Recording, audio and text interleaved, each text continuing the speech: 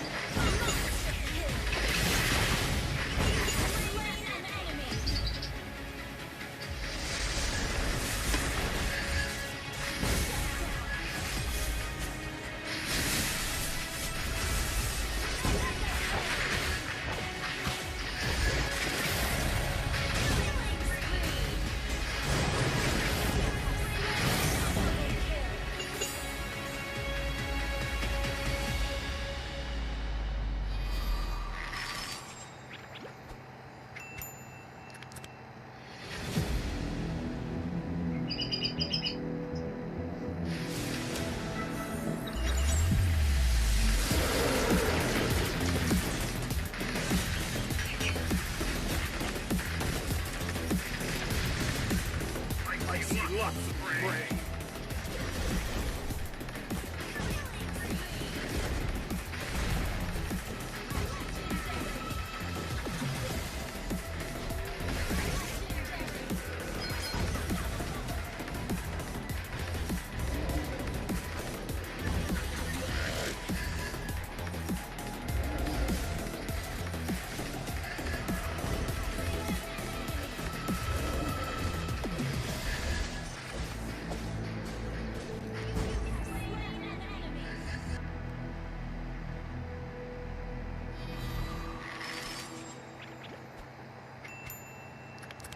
Hi everyone, welcome to another Hero Spotlight episode on the channel.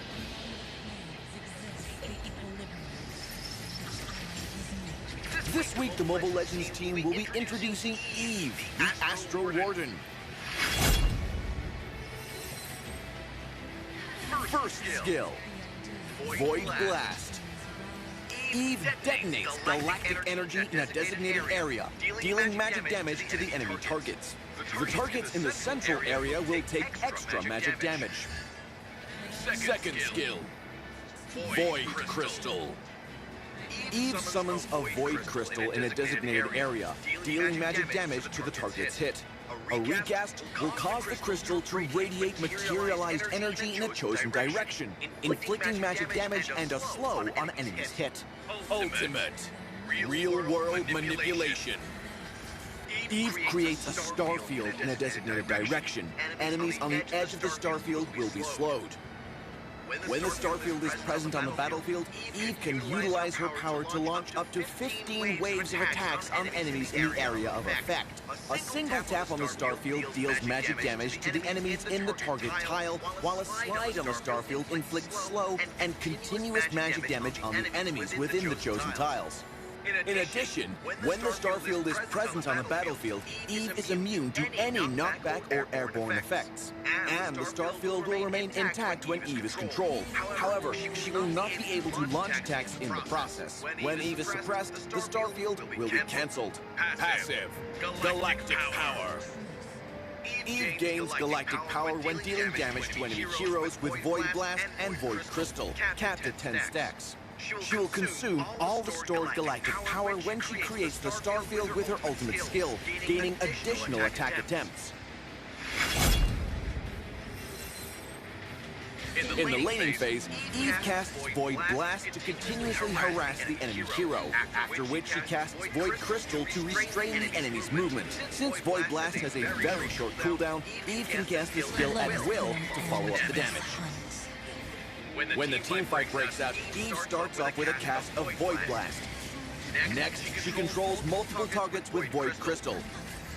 Note that Void Crystal can also be used when enemies attempt to approach her. Lastly, Eve finds a safe spot on the battlefield and casts her ultimate skill to finish enemies off. Well, that's all we have for this episode of Hero Spotlight, featuring Eve, the Astro Warden. For more gameplay and tactics of Eve, stay tuned to Hero Academy and Road to Mythic. Until next time, we'll be seeing you in the Land of Dawn.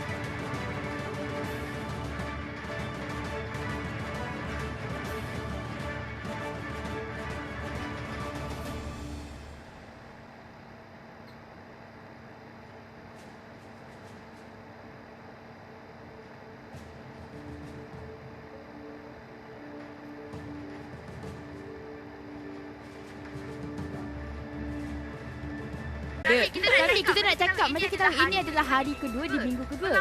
Perlawanan semalam Atta, you tengok tak? Saya tengok game yang menarik dengan pembawaan Jawapan macam tu. yang menarik. Tahu. Okey, game menarik and then ada penambahan hero yang kita tak nampak keluar tapi dalam patch yang terbaru keluar macam Zaz dan Saber. Karina lagi. Tak apa, kita akan berat lagi banyak lagi tentang patch dan juga update yang baru. Tapi sekarang mari kita lihat dulu recap untuk hari pertama di minggu kedua. Mari kita tonton sekarang. Oh, video. Apa ni dia? Kita kena prank lah. Okey. Biar kita jadi video. Kita jadi video. Okey.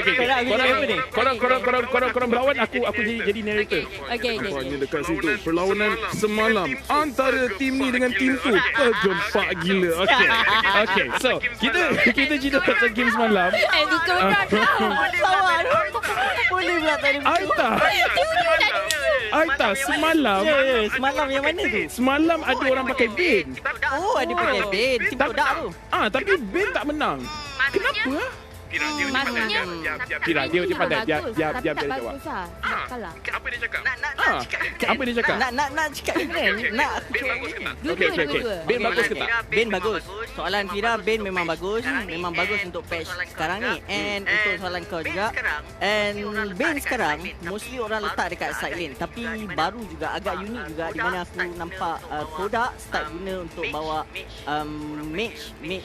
Orang panggil mid lane lah sekarang kan. Dah tak panggil support kan. Tak. Mid lane kan. So apa yang bagusnya dekat Ben ni yang aku perasan lah, yang dia punya ultimate kalau nak dibandingkan dengan Chang'e. Chang'e ultimate dia dalam 6 saat and Ben 2 saat je. Tapi damage Sabarlah lah kan. damage baru Sabar. Okey. Damage Chang'e tu kalau 6 saat kena dekat hero yang sama, dia akan mengeluarkan dalam 7 ataupun 8 ribu. Okey, sorry. Ada lagi. Tapi kalau Ben 2 saat je dah boleh cecah sampai 10 ribu. Rafael, pergi je lah baring kat sana Rafael. Alang-alang tu baring kat sana. Tapi kena buat item magic lah. Sama juga macam Call of the Destiny and then Glowing One, Holy Crystal, Divine Glaive. Tapi actually interesting juga sebab apa Chang'e tu dia memang mage. And then dia punya ulti semua orang tu memang sakit, kena kat tank sakit, kena kat squishy pun sakit. Itu dalam 6,000 damage. Dalam 6-7,000 damage. Tapi Ben 10,000. Ya, itu 2 saat je. Tak perlu nak meteor shower pun. Bawa bot dia, memang boleh sapu habis. Okey, Tapi yang baru Banyak lagi tau kita nak sambung lagi. Tapi macam korang nampak kesian Fomi dengan kejar kat situ dari tadi tengah tengok kita ni. Diorang ni tak nak cakap ke pasal kita? Saya minta maaf Fira. Ya, kenapa? Kalau cerita pasal Toda, tak lain tak bukan Ashi lah yang paling hebat. Ha, kita sambung pada semalam. Tak. Kita tak sambung. Ashi. Tengok dia nak lari. Aita, you seorang yang bijak pandai. You tengok orang punya game. Ashi, dia zone kan enemy jauh-jauh. Dia mati untuk Chiku, dia mati untuk I rasa Ashi sepatutnya MVP. For me, dia memang bagus. Tapi Ashi lah. macam ada something wrong lah. Macam ada kesalahan dia buat. Kesalahan. Ashi handsome tau. Dia Tak ada kena. Tak ada kena. Tapi dia kan kata pasal MVP kita yang tu Fomi. Cuba kau cerita pasal Kuja. Kuja is veteran player. Dia pun coach yang bagus. And then kalau kita nak sembang pasal handsome tu nombor 2. Sebab gameplay dia pun bagus juga. Oh, dia sekarang ni orang kedua lah handsome. Ashi nombor 1 lah. Ni macam ada banyak salah dengan Ashi ni. Banyak salah ni. Okey. Salah ni. Okey. Sebelum kita makin jauh je ni, kita nak recap dulu pasal Fomis ni. Apa benda Okey. semalam? Fomis, bukan cerita semalam je, okey? Yeah. Fomis, sepanjang dia start masuk Toda.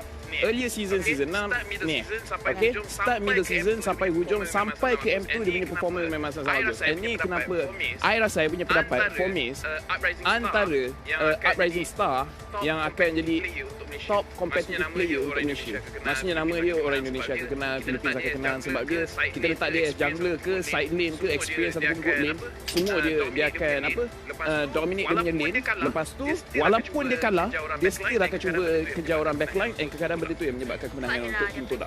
Dan itu adalah ada posisi untuk Fomis. Kita nak bercakap pula tentang Kuja. So kita tahu kita dah banyak player-player baru yang muda yang berkebolehan juga. So you rasa Kuja ni adalah salah satu player yang veteran yang paling lama dalam MPL kita punya tema semua ni kan. So you rasa dalam setahun tu ni Kuja still relevant tak? Bila kita dah banyak bukti-bukti baru. Untuk saya Kuja still okay. Main performance dia semalam kita tengok pun okay juga. Apa yang best tentang Kuja ni, dia boleh menggunakan experience lama dia untuk bawa tim yang baru ni. Sebab last time Orange dapat nombor 3. So kita dah nampak yang buktinya experience memang sangat penting lah. So ini adalah di antara Toda dan juga Orange Esport. Mungkin kalau kita ada sedikit lagi masa, kita boleh bercakap tentang Bosku dan juga RSG. Boleh. Oh, macam kita nampak sekarang di screen sekarang di Malaysia pada RSG Malaysia. Who's the boss now? The boss now. Yeah, and actually Lolias dengan performance malam sangat bagus. Ya, dia Bila dia pakai ni. punya Elis dan juga Zaf. Zaf antara, ya kita pernah nampak MPL di negara lain lah. Tapi untuk kali ni macam saya tak cakap lagi, tapi dengan live stream. Okay, that one is lain lah. Okay, Resurgence antara satu hero yang saya nampak, satu Team yang saya nampak daripada dulu dia ikut perkembangan semasa. Kalau hero tu berubah, diorang berani untuk ambil risiko untuk bawa hero baru tu. Walaupun diorang tak payah training 2 ataupun 3 hari. Diorang punya keyakinan tu yang membuatkan saya rasa RSG. Semalam aku predict RSG betul tau. Malah memang kau predict RSG tak? Tapi tak tunjuk. Orang betul memang tak suka kau. Tapi tak apa. Orang betul memang tak suka kau. Siapa lagi atas? I suka Lolias dia pakai Zaz and then Captain RSG Rush ni cakap tak, diorang pakai Zaz sebab diorang nak kena ada orang untuk lawan dengan Esmeralda, sebab Esmeralda antara hero yang memang susah untuk lawan. Jadi kita dah tahu sedikit sebanyak tentang play daripada perlawanan semalam. Dan sekarang mari kita lihat standing bagi grup A dan juga grup B. So Lafel, kita ada apa? Alright, untuk standing dekat grup A ni kita boleh tengok tim Todak, tim yang Dashi nombor 1, kemudian diikuti dengan tim-tim lain yang kurang sikit penting, Homeboy, Suborn, Orange Sport dan juga tim SMG. Di mana kalau kita tengok semua dekat dalam ni ada menang, ada kalah. Todak walaupun match winning dia 2-0, tetapi dalam 2-0 tu ada 2-1. Duduk 2-1 actually. Tapi sekarang mari kita lihat pula kedudukan bagi kumpulan B. Arta. Kumpulan B kita ada Suhas Evos, Great Esport, Resurgence Malaysia, Tim Bosku dan juga Gitfam. Dekat atas ni kita nampak Suhas Evos. Di antara tim yang baru masuk dalam MPL. Memang underrated. And Gitfam yang kita tahu sebelum ni MPL diorang memang diorang akan konsisten kan. Tapi untuk nampak macam sikit goyang ataupun mungkin baru first week sebab banyak lagi yang boleh berubah. Tim Bosku pun not bad juga. Resurgence ada menang juga. Red Esport lepas penukaran player tu nampak performance diorang meningkat sedikit kan. Jadi itulah sedikit sebanyak bagi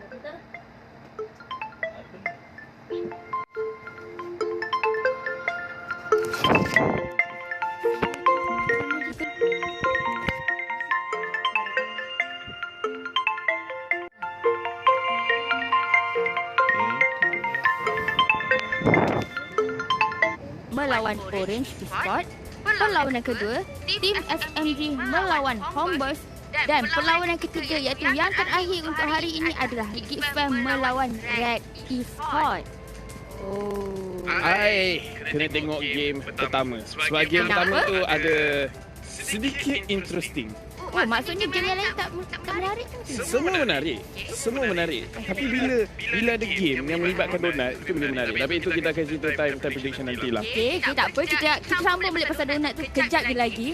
So sekarang rasanya Arta, I dah selalu dengan Rafael. I nak tanya you, match hari ni, match mana yang you rasa paling you nak tengok? Yang paling you rasa in dulu tu lah. I nak tengok Red bertemu kepada dua orang ni, antara mage dan juga fighter yang ada dekat ni yang menghidupkan game diorang. Kalau nak cerita pasal performance player yang lain, tapi yang saya nampak ketara yang betul-betul dia boleh menguasai game tu, antara dua orang ni lah yang saya nampak. Jadi adakah you rasa kembar ni adalah game changer untuk Nippon Esports ataupun bila ada tak ada benda sama je? Untuk saya diorang kena ada dua orang ni. Chemistry diorang macam daripada lahir kan? Daripada dalam perut lagi. Chemistry diorang dah terjalin dah. Macam ada video sebelum ni, diorang dah main game dalam perut. Diorang cakap dah main ke? I pernah nampak Min dan Man cakap kita ni daripada dalam perut dah bersama, main game pun sama-sama, so kita akan menang pun sama-sama, kalah pun sama-sama. Yelah, kalau nak split lah. Penambahan baru. Apa tu? Penambahan baru. Kalah pun sama-sama. Tapi mari kita lihat dulu sekarang di screen. Mari kita tonton player stats untuk hari ini. Ini untuk tim pertama yang kita tengok adalah untuk tim Reborn, di mana ada Zakus, Akim, Min, Man dengan Asia dekat sini. Macam saya cakap tadi, Man menggunakan Louis 7 di mula 17 dia pakai 2 kali dekat dalam game. I suka Louis because I rasa Arta pun akan setuju in terms of bila orang enemy punya team, dia ada banyak close range hero, ada banyak melee hero. Kena dia punya rotation, kena dia punya diversion, memang rosakkan team fight. And I rasa benda ni boleh jadi satu benda bagus untuk orang punya team. But Akim menggunakan Inshin 12, 11, 23 main dengan sangat agresif, sangat bagus. Tetapi kadang-kadang aggression tu boleh kena punish. Dan lagi patch baru ni, kalau you buat mistake time late game, dia punya mistake tu boleh dikatakan mistake yang boleh terus kalahkan game. Ya, saya setuju juga. Sebab kita nampak banyak juga perubahan dalam patch yang baru ni. Mana kalau kita mati pada fasa late game, memang lama sangat. Betul tak? Betul. Dan sekarang mari kita lihat player stats untuk Orange Squad. Anta. Kita ada dealers Puja, Mam, Aim dan juga Neo, di mana Beneta quite strong juga. Tidak keluarkan semua marksman. So highlight for today dia letakkan assassin kat sini. Tapi dia punya performance Benedetta memang cun juga. And apa yang saya nak highlightkan sekarang ialah Mam yang punya pasukan Reborn. And kita juga tahu yang Mam pada perlawanan yang pertama dia main sebagai fighter. Tapi lepas Kuja take over, Kuja nak main fighter, so dia terpaksa main hero tank. Mid support gitu ya, mid tank. So performance dia tak lari jauh. Still konsisten lagi. Ini yang rasa antara bagus bila ada Mam dekat dalam unit team. Dia nak dia jadi tank dia boleh, dia nak jadi fighter pun dia boleh. Maksudnya dia apa ni? Flexible. Okay, faham. Tapi ini ada playing stats. Sekarang kita lihat pula player head to head. Dan kepala lawan kepala kita untuk hari ini adalah Aim dengan Zakus.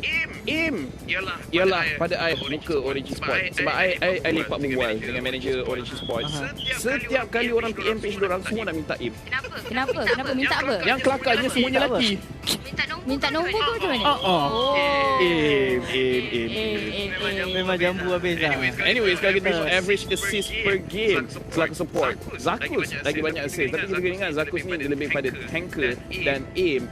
I suka disebabkan dia main as a support and then dia punya roaming tu laju and then dia faham dia punya hero apa yang dia nak kena buat. Kalau dia pakai chunker, dia attack dari jauh, dia cuba clear minion. Kalau dia pakai Farsa, level 2 dia dah roam pada side lane and then dia cuba dapatkan assist ataupun kill. Keman, Ya. nak tanya Ashi ke Aim? Ashi lah.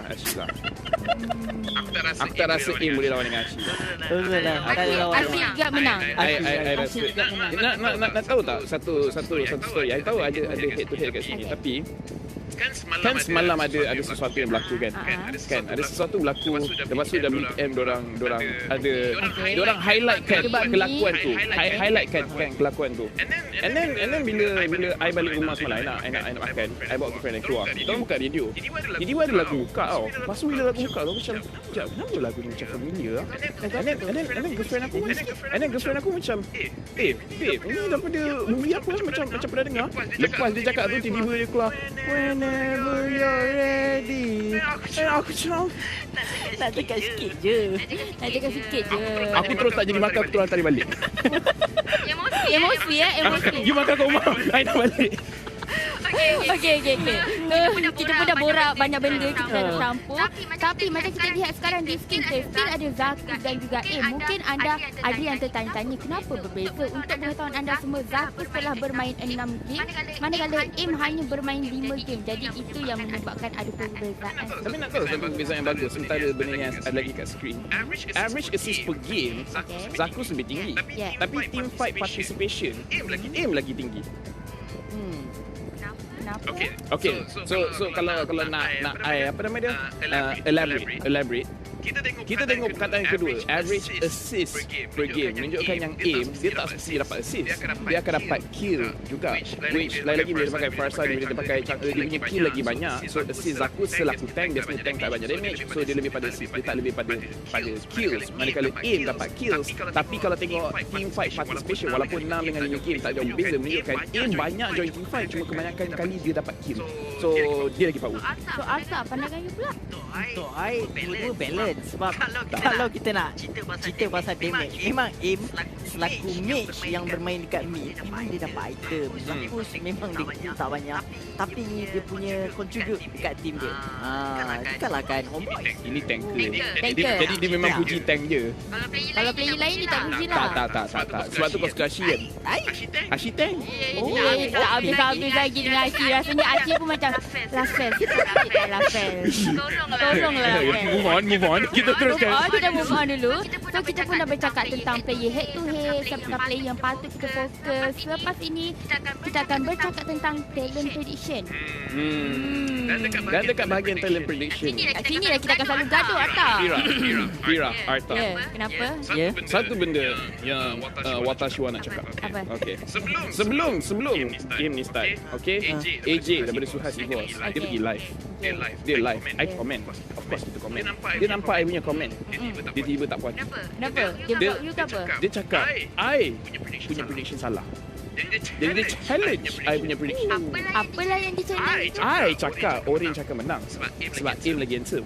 Tu je sebab handsome dia you pilih orange. Lepas tu AJ cakap Reborn akan menang sebab orang lagi kuat. Jadi kita buat bet. Kita dah tunjukkan FB dengan Instagram. Kalau Apa yang dapat daripada challenge tu? kalau Orange menang, I punya team menang, diorang kena belanja I donat. Donat je. Kalau Reborn menang, team orang, I belanja diorang donat. Kenapa donat? I rasa macam jarang-jarang ni Rafael nak minta benda biasa-biasa. Rafael kan selalunya tamak. Tak. Aku okey. Kedekut, tamak. Minta mesti benda yang nak, yang something big out. Dia baru dapat duit. Oh, dapat payment tak apa. Aku belanja kau dengan makan tau itu. Anyways. Hari tu I pergi rumah Suhas. Saya lepak berbual gitu. Sambung lagi guys. Okay, I datang rumah Suhas. Rumah diorang bersepak. I duduk je, tiba-tiba semua benda hilang. I pandang balik, ada donat.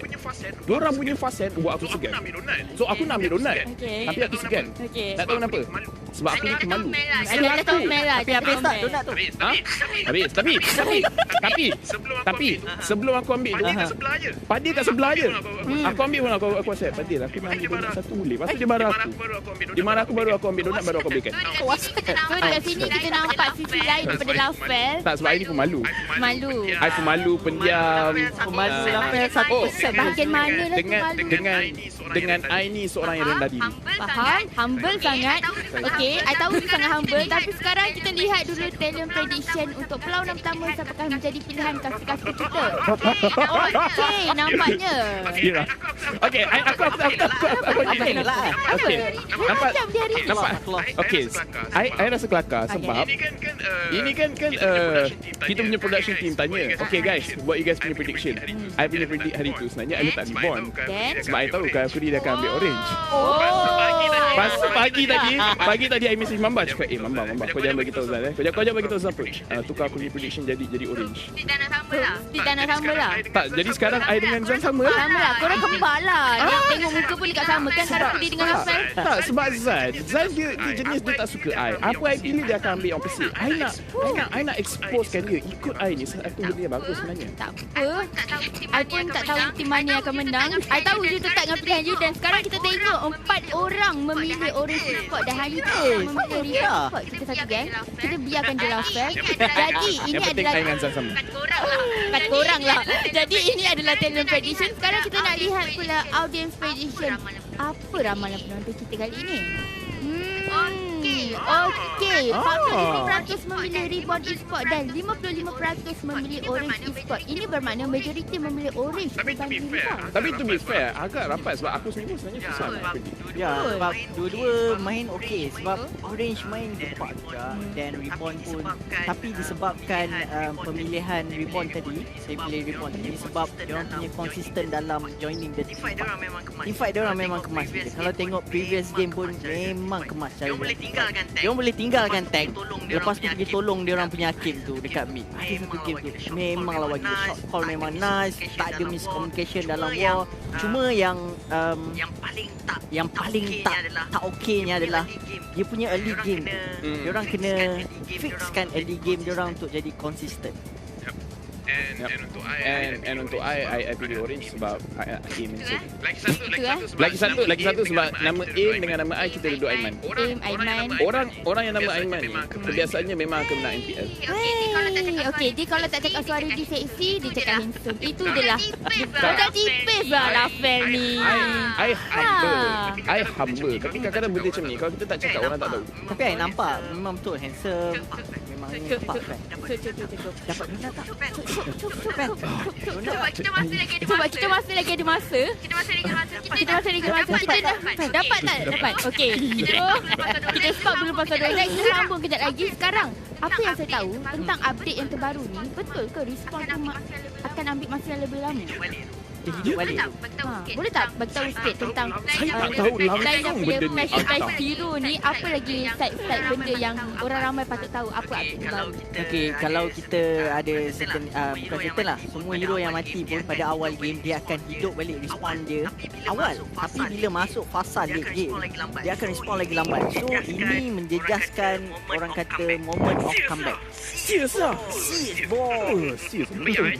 But yeah, actually benda tu benda bagus. Because kita orang pun dah testkan benda tu. Sebelum ni, bila you dekat lane, okay, katakan you lawan 1v1, lepas tu you kalah. Kebiasaannya, you sampai balik lane, you masih level 1, enemy dah level 3. Tapi sekarang, kalau you mati awal pun, you still boleh balik dekat lane, you still boleh dapat you punya minion. So, akan ada kalah level, tapi tak teruk sangat. Tapi, dekat bahagian lagi, macam Arta cakap, sekarang dah boleh sampai 60 saat, 80 saat. 80 saat tu. Ya, bila dah minit 13-14, dah trigger dalam 60 saat, something like that. Kalau pakai emblem support yang put yourself together, you akan revive lagi cepat lah. But still 13-14 minit 60 saat, dalam 24 minit 25 minit dah 80 saat. So bila tengoklah lagi bosku punya draft semalam, diorang punya draft daripada early game, diorang langsung tak ada late game punya situation. Diorang pakai Kadina lah, Popol yang Kupa, yang late game cuma Claude dengan Yuzong je kan. So kalau team draft untuk early game sangat, kemungkinan diorang kalah tu sebenarnya lebih tinggi. Sebab katakan early game diorang tak berjaya, dah sampai ke late game, team yang late game lagi bagus, diorang akan menang. Betul. Jadi itulah sedikit sebanyak daripada update terbaru dan juga patch terbaru. Dan sekarang rasanya semua orang dah get ready untuk lihat perlawanan pertama kita, iaitu antara Reborn Esports melawan Orange Esports. Tapi macam biasa, korang semua jangan ke mana-mana. Kita akan kembali lagi selepas ini. Kita akan berehat sebentar.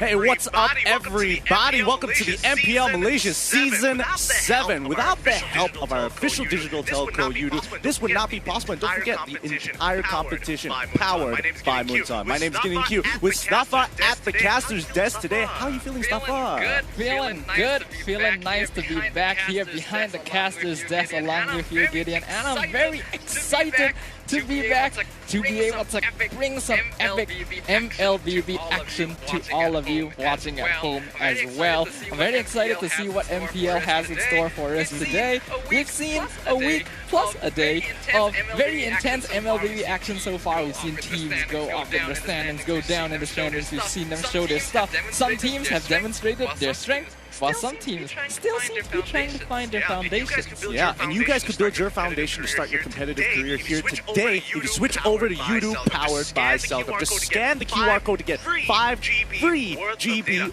worth of data. And I know some people are like, oh, but I'm already using Yudu and I'm already having unlimited data. Well, you know, you have unlimited plus an extra 5 GB. I completely stole that joke and I botched it up from you, Safa. Yeah, I know.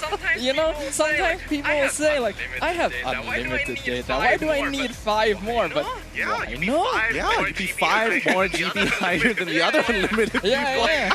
Like, if you have friends who have unlimited as well, now you can flex on them. It's like, you have unlimited, but I have unlimited plus 5. This is like one of those math dilemmas. It's like, who has it more, infinity or infinity plus 5? Which is the greater infinity?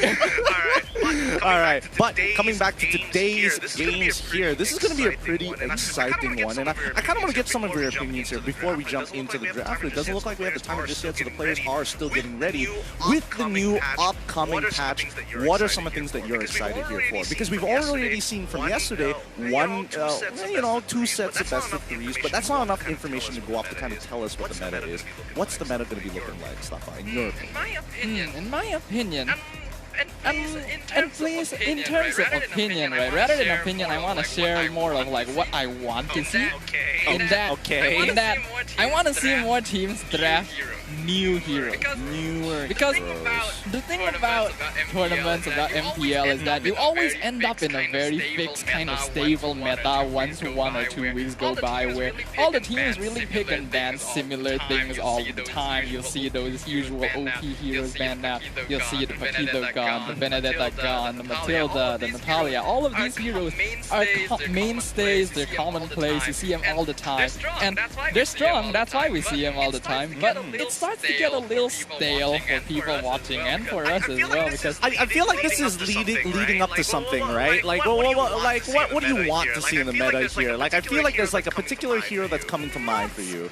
Not specifically, but we do know that in the most recent patch, a lot of these stronger heroes that we've been seeing more commonly have been adjusted or nerfed slightly, while certain other heroes have been able to get a little bit more attention. For example, the Vayne that we saw yesterday was actually a hero that was recently buffed, which might explain why Todak decided to try picking it up and see, will this hero work out? I mean, you must have loved the RSG game before that. Yeah. Sorry, the one after that, actually. Like, man, like, come on. Saber out of nowhere, like, Yuzong, sorry, I was about to say Alice, Yuzong, Angela, like, all the cool stuff. Yeah, of course. In the second game, their draft is really, really interesting. They had the Yuzong and the Angela that you mentioned, but on top of that, they also had the Zask as well as the Alpha, which was, honestly, I don't think people were prepared for that. I don't think their opponents were prepared for that, and we saw that in the results. Bosker ended up losing 0-2, and it just goes to show there is still room for some flexibility, for some changes in the draft, and I want to see more of that. I like that. And, you know, from what I learned from yesterday's interview is just like the fact that people, should consider actually bringing Zask, because it's one way to actually deal with the Esmeralda, either to slow her down, or maybe if you are ahead, you could look to 1v1 her, because Zask can go into one of the spawnlings, and you're not really going to get too much benefit from Esmeralda if you're in one of those. So that's something to keep a lookout here. Now, coming into this particular game, what are some of your thoughts? Like, I mean, I know you're leaning more towards orange side, but why? I feel like both these teams are actually generally quite similar in their play styles, in their approach towards the game, but I did indeed pick orange in my choice of which team I feel is going to win, because I felt like they had slightly more stable, there's a little more stability in their play, and we do know that they're able to respond very well in teamfight situations. If someone gets caught out, they do have ways of dealing with it. Reborn, they play a similar style, but I think they've yet to really find their footing. They've had good moments, but I think Orange still has a slight bit of edge in experience. Alright, slight edge and experience, and with the last couple of seconds, we're going to be jumping into the draft real soon here to get this show on road on our first best of 3. Wow, I have not botched that up in a very long time. In our first best of 3 of today, and honestly, as you were mentioning, I do actually want to see a little bit more of an interesting draft to see whether people are going to abuse certain heroes or not, or find some very interesting counterpicks. I do want to see the Bane, however, because Bane yesterday, like, man, that was a lot of damage with the deadly catch-all. It is a lot of damage, because Bane is, because he was recently adjusted, they made it so that he could actually build various different builds now. Unlike in the past where it was more designed for him to be a physical fighter, he now has options to become a tank and to become a late game scaling mage DPS, which is what Todak tried to do yesterday. it didn't quite work out because unfortunately, when you play Bane as a mage, you do need to take a while to scale up in terms of damage. You need to get the items, and towards the mid-late game is when he truly becomes a powerhouse. Unfortunately, I think their draft just didn't have enough space to make that room in the early game for them. Yeah, I would agree. I want to know your thoughts on some of the like hybrid builds, because we haven't seen people start mixing and matching some of these items, which I think, you know, Bane, when you look back at his scaling ratios, like obviously, you know, magic damage is going to be like significantly higher, but what if you start mixing and matching with like an Endless Battle, throwing Blade of Despair, like start, you know, putting some cool stuff in there? Do you think that is the way to eventually build Bane? I think it's an option in kind of niche situations, but I personally don't think I would recommend it, because if you put too many eggs in too many baskets, you end up in a situation where you're a jack of all trades but master of none, and when you want to scale into the late game, you want to be able to do as much damage as possible. I see your points there, but let's get into this. It is draft time, starting off with Orange Esports on the red side and Red Reborn. Sorry, Reborn Esports. It's so inbuilt to my mind. Reborn Esports on towards the blue, and it looks like the first ban is going to be Paquito. Can't quite let go of that nostalgia there. I know! Every time it gets to me. But of course, Paquito going to be the first hero banned out. A very common first ban here. Looks like it's going to be. It's probably going to be a remake there, because like looking on blue side, I was like, huh, Paquito on red. It's like, wait a minute, wasn't blue side supposed to choose first? Ends up, it looks like it's one of those things where you can't really control. Every time a new patch comes in, you know, it's still rough around the edges in certain areas. A couple of hot fixes here and there, and the game will be up and running just fine. But for now, a couple of technical issues. Don't worry about it. Oh yeah, we also have to mention that Natalia is not going to be played here today, as there has been discovered invisibility. Well, not really invisibility bug, but more of like invisible bug. The lack of invisibility. The lack of invisibility, which I found pretty interesting. But good thing that Minton caught onto it super quickly before anything else. So that does mean that the draft kind of opens up a little bit, because a lot of teams have been prioritizing getting rid of it within first rotation. Yes, until now, I feel like in almost all the games, I wouldn't say 100%. I think there were one or two times where she did kind of get through a little bit, but in most of the games of MPL that we've seen so far, Natalia has been a priority ban due to how much pressure she's able to exert in the early game, how difficult it is to deal with because of that invisibility. So due to the fact that one of her most important tools, one of the core parts of her kit is currently having little issues here and there, it's best that we just disallow it completely so that we don't end up with strange situations. I like how it's just like one part of her kit, you know? Like I like how it's just like one part of her kit, you know, like her core mechanic, the one thing that makes her really unique. Don't worry about that. You guys don't have to worry Oh about boy, that. but don't worry about that. You guys don't have to worry about that either, and more importantly, pro players don't have to worry about that. However, I do think it will change the strategy of the drafts, and you know, looking at Indonesia as well, they still really like the Natalias and as well as Selenas. However, I do think there is a certain degree of like understanding that these heroes are going to be effective no matter what, as long as you land the ability, even if you're like god awful at the hero. If you land a really good clutch Abyssal Arrow, empowered Abyssal Arrow, man, that thing hurts.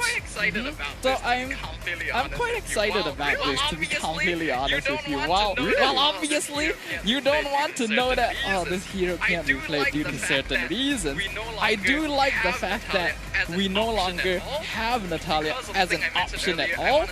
Because of the thing I mentioned earlier, I want to see more variety in the team drafts. I want to see more different heroes. And now that one hero that we basically see banned or picked 100% of the time gone from the draft entirely, that opens up opportunities for that to happen.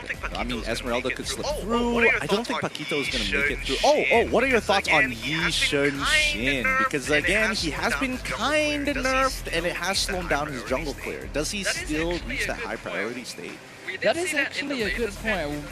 We did see that in the latest patch, Yi Shin has received a nerf. Not too notable, but notable enough to make it that people would question, is Yi Shin still going going to be top tier? Is he still going to be one of those first heroes that people think like, okay, I need a marksman, oh, he's Sunshin. I think he'll definitely still be within the meta, but teams are going to start considering different marksmen to fill that sort of role, because one of the main selling points of Sunshin as a character is his ability to flash farm. That's a really good point here. Yeah. No, that's a really good point here, because that flash farming has definitely been, you know, one of his staple attributes. That's the word I was looking for. Staple attributes that actually, you know, kind of take advantage of the jungle. So if you slow your opponent down, you can actually get quite a significant level lead on them. But, you know, looking at the marksman section here, Wanman has also has taken quite a significant hit as well. And not to mention that we're seeing a couple of other stranger marksmen being shown. We've seen, you know, Granger, pre-patched Grangers before, and we're also seeing Clint as well. I think in those situations, the teams just kind of picked them up because a lot of the higher tier marksmen like Claude, like Lee Sun-shin were actually banned out. But again, I really do want to emphasize on the fact that I think that a lot of the heroes in this game really do have high tier viability. It's just that they don't often see the light of day because teams will just generally think, okay, this hero could be good, but why pick a hero that could be good when you have a hero that's proven to be good? Right? Okay, that's a really good point. But give me some examples. What are some of those potential picks we're talking about here? Like, for example, what RSG was playing yesterday, people like the Zaz, like the Alpha, you never see those picked up in MPL. You don't see professional teams really pick them up, especially in Malaysia. But RSG picked it up, they made it work, they counter-picked Vosker, and it actually ended up working. However, when you present this idea to other teams, you set up the presentation, you say 10 reasons why you should play Zaz. Other teams are going to be like, but Veil, Kagura, but you know, that kind of thing. I'm just imagining like a Prezi PowerPoint. It's just like, it's zooming in and stuff. Zask is so good. Look at all the different benefits he gives, and then he gets to the point where it's like, if I be able to deal with Esmeralda, then that's when everybody goes silent. Like, that's a good point. That's a good shout. Maybe that's the way to go. Actually, I'm more surprised that our teams haven't picked up Yave yet. Yeah, I'm actually quite surprised as well. The amount of control that Eve gives over the battlefield with her ultimate is just... I'm kind of surprised that we haven't seen more of that yet. I'm more of like, what's the big idea here? Like, why isn't Eve like being picked up more often than not? And it looks like we're jumping right back into the draft. Looks like they have already started the ban. It looks like Lumons is here. Hopefully this isn't like a test run. Players seem to be deliberating or either confused, one or the other. But either way, it looks like the draft is going to proceed.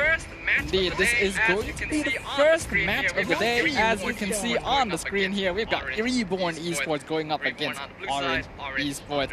Reborn on the blue side, Orange on the red side. Looks like the draft is proceeding. We're gonna be seeing some things here and there. I don't think the back play. Looks like Red Side it is proceeding. Yeah, looks like Red Side didn't get their ban through or something of the sort. That's a little unfortunate. But this is to be expected when new patch does just hit into the game. It's still fresh. It's still difficult. So sorry to people at home watchers. Don't worry. We'll try and resolve this as quickly as possible so we can get you the games and figure out who's going to be winning this, Reborn or Orange Esports. And it's kind of tough because like we've seen the performance of both of these teams. Both definitely have been having that shaky start in the season. Both have moments of like almost glory, but still they're at the bottom of the standings.